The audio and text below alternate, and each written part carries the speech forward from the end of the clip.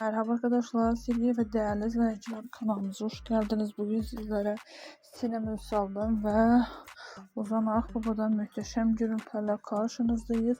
Dizide başrolde oyunculuk yapan muhteşem oyuncularımızın yeni görüntülerinin devamı gelmesini istiyorsanız da kanalımıza abone olmayı unutmayın.